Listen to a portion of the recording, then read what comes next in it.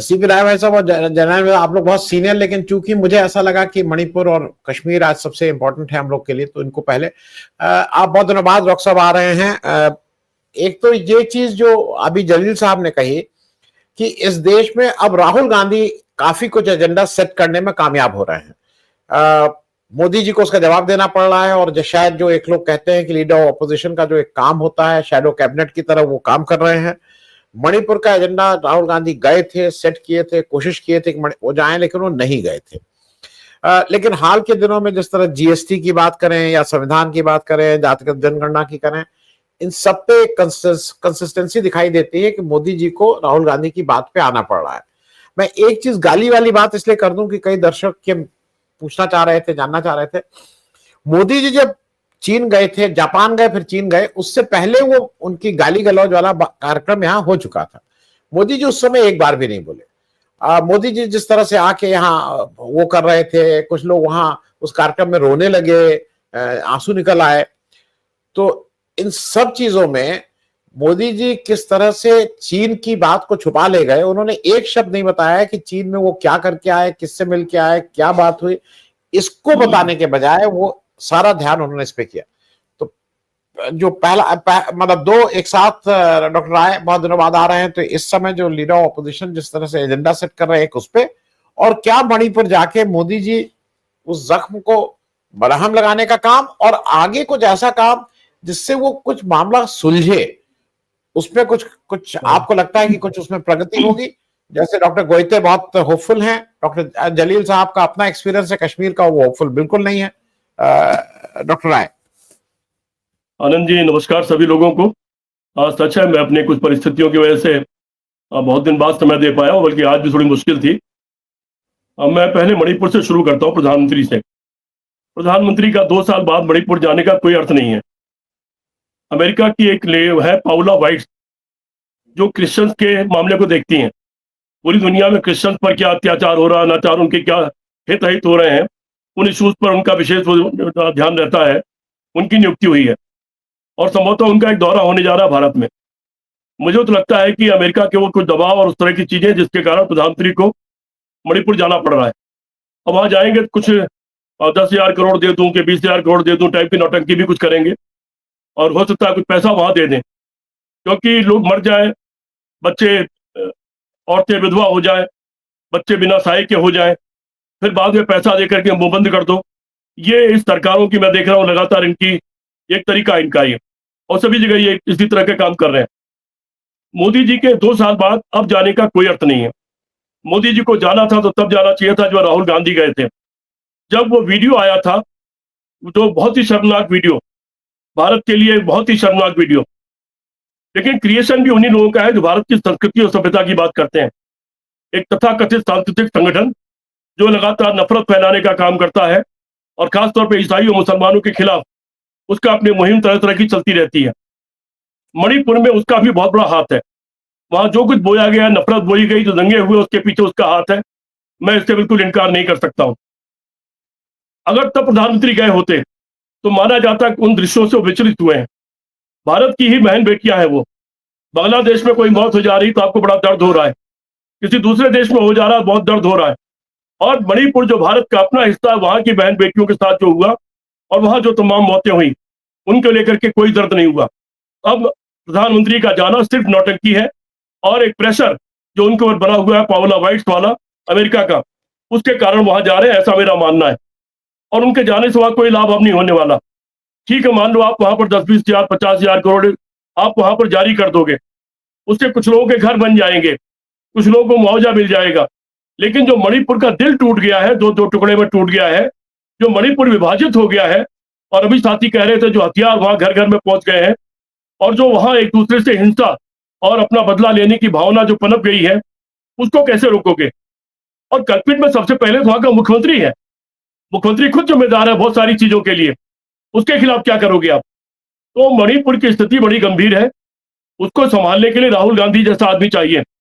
उसको संभालने के लिए वो लोग चाहिए जो तटस्थ हो, जो किसी के फेवर में ना हो, जो किसी के पक्ष में नहीं हो, जो किसी के खिलाफ नहीं हो, जो भारत के पक्ष में हो, भारत के लोगों के पक्ष में हो। उनकी जरूरत है। मोदी किसी तटस्थ नहीं है, मोदी एक पक्ष है, इस पूरे मसले में, चाहे कश्मीर हो चाहे मणिपुर हो, वो खुद अपने आप में एक पक्ष है, उनकी मानसिकता एक पक्ष है, इसलिए उनके जाने से वहां कुछ होना वाना नहीं है। वहां तो अन्य लोग जाए, ठीक है, पैसा भारत सरकार के पास है, और देश की जनता से कमाया हुआ पैसा, उसके टैक्स का पैसा है।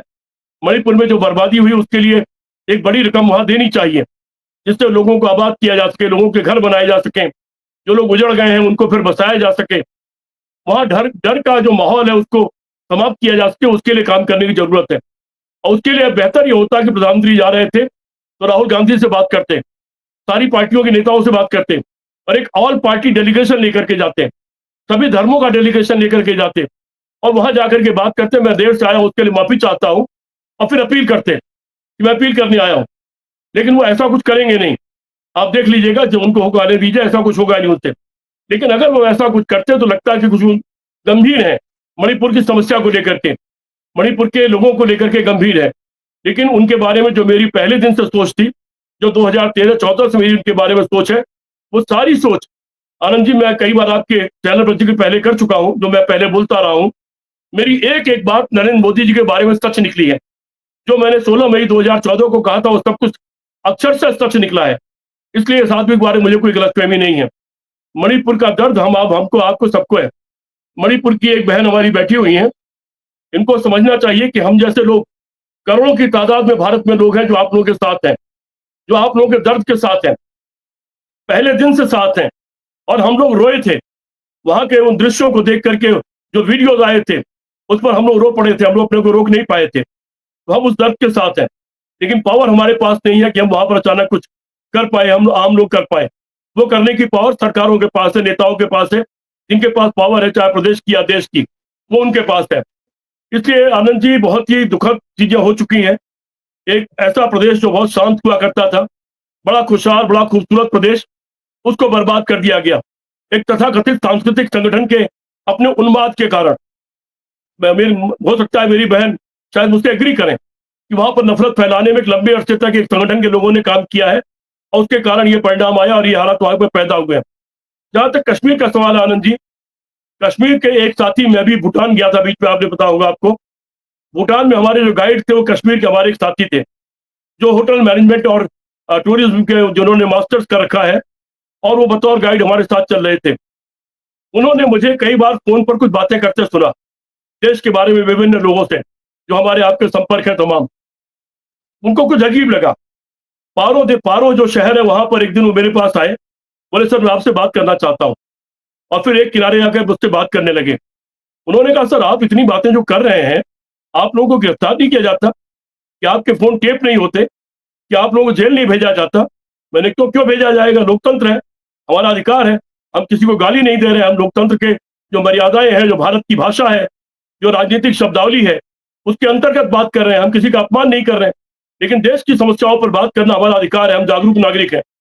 उन्होंने जो कश्मीर के बारे में बताया कि हमारे घर में क्या पक रहा है ये भी लोगों को पता होता है, हम अपने घर के भीतर भी बात कर रहे होते हैं, पता नहीं कैसे वो भी टेप हो रहा होता है, और तमाम नौजवानों को गिरफ्तार करके पता नहीं किन जेलों में ठूस दिया जाता है। बड़ी खराब स्थिति है, एक बड़ी भयावह स्थिति का उन्होंने वर्णन किया, और मैं उनके सारे वर्णन से हिल गया। मैं उनका नाम जानबूझ करके नहीं ले रहा हूं कि कल को वो जेल भेज दिए जाए। वहां पर जो सन्नाटा है, अभी साथी ने कहा, जो वहां सन्नाटा है वो 8 लाख फौज का सन्नाटा है, वहां प्रेम का सन्नाटा नहीं है। 2014 के पहले भी वहां तमाम फिल्मों की शूटिंग होती थी। जब दूसरे दौर में बात आए, मैं कश्मीर के साथी से चाहूंगा कि मेरी बात को वो, अगर मैं गलत कह रहा हूं तो उसको कृपया मुझे उसको टोक दें। 2014 तक वहां पर फिल्मों की शूटिंग होने लगी थी, करोड़ों की तादाद में लोग जाने लगे, टूरिज्म बढ़ने लगा था, अभी भी चल रहा है। अभी तो लोगों ने चुनौती के रूप में लिया है वहां पर टूरिज्म के लिए जाना। जिस दिन पहलगांव की घटना घटी तो उसके तत्काल बाद दूसरे तीसरे दिन हमारे आपके बहुत सारे साथी गए और पहलगांव तो घूम करके आए, क्योंकि कश्मीर को हिम्मत देना चाहते थे सब लोग ये चाहते थे बताना कि कश्मीर अकेला नहीं, हम आपके साथ हैं, और 28 मौतों से हम डरे नहीं हैं। कश्मीर का टूरिज्म हम खत्म नहीं होने देंगे, कश्मीर के लोगों को हम भूखा नहीं रहने देंगे। इसलिए लोग जाना शुरू किए और लोग जा रहे हैं।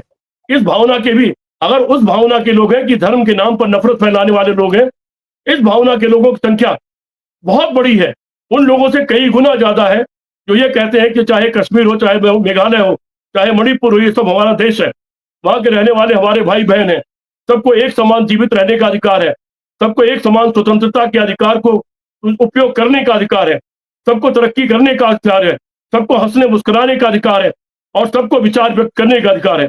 इनकी मानने वालों की तादाद उन लोगों से कई करोड़ों ज्यादा है जो लोग नफरत की बातें करते हैं और जो देश को बांटना चाहते हैं।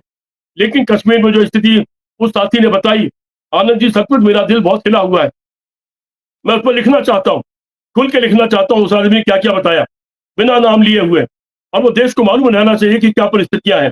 आखिर 2014 तक वही कश्मीर था, वही लोग थे, वही सरकारें थी, वहां अच्छा खासा सब चल रहा था, शांति बहाल हो रही थी। छिटपुट घटना जरूर घट जाती है। मेरा उसके बारे में दूसरा कहना है, अगर कश्मीर में हमारी जो 2 मौत हुई है, तो यह तो देख लीजिए कि बाकी हिंदुस्तान के शहरों में उस दिन कितनी मौत हुई है, कितनी हत्याएं हुई हैं। अन्य शहरों में भी तो हत्याएं होती रहती हैं। कश्मीर की 1, 2 या 3 मौतों को हम तत्काल किसी और चीज से क्यों जोड़ लेते हैं? हम उनको भी उसी क्राइम की कैटेगरी में क्यों नहीं रखते जिस क्राइम की कैटेगरी में हम लखनऊ, इलाहाबाद, वाराणसी, आगरा या दिल्ली की हत्याओं को या किसी चीज को हम रखते हैं? अगर हम उस कैटेगरी में रख करके निर्णय लेने लगेंगे तो कश्मीर हो चाहे मणिपुर, दोनों जगह के साथ हम न्याय कर सकेंगे, दोनों जगह हम सही तरीके से फैसले ले सकेंगे अगर उस कैटेगरी में रखेंगे। लेकिन हम कैटेगरी बदल देते हैं, हम अचानक पूरे कश्मीर पर आतंकवाद का लेबल लगा देते हैं। ठीक है, उसमें कुछ आतंकवादी गुट भी शामिल हो सकते हैं, तो आतंकवादी गुट तो हमारे यहाँ जो नक्सलाइट है वो भी है, और वो भी मैं आतंकवादी मानता हूँ, जो हत्या पर हत्या करते रहते हैं, आए दिन डकैती और अपहरण करते रहते हैं, वो भी किसी आतंकवादियों से कम नहीं है। इसलिए आनंद जी, बहुत बुरी स्थिति है दोनों जगहों की। इन दोनों जगहों से बड़े अलग तरीके से निपटने की जरूरत है। हमारे आपके जैसे लोग, दोनों लोग, हम लोग जितने लोग हैं, बड़े संवेदनशील हैं इन सारे मुद्दों पर। लेकिन एक सच्चाई और है कि जब तक आरएसएस की सरकार दिल्ली में रहेगी या किन्हीं इन प्रदेशों में रहेगी, इन जगहों पर शांति नहीं हो सकती।